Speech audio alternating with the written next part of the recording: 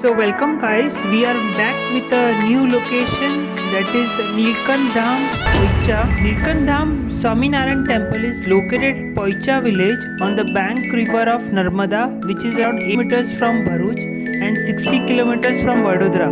It is a very beautiful Swaminarayan temple constructed in a large area and one of the most amazing pilgrimage attracts people around Gujarat. A lot of people come from far over places to see this place.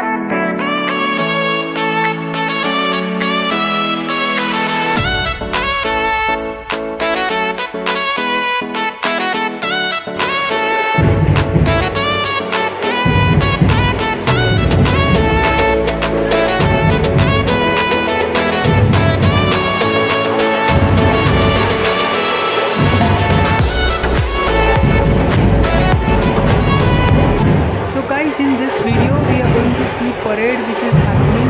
It happens in a particular time, so we are going to see the big parade here. So let's start the video guys.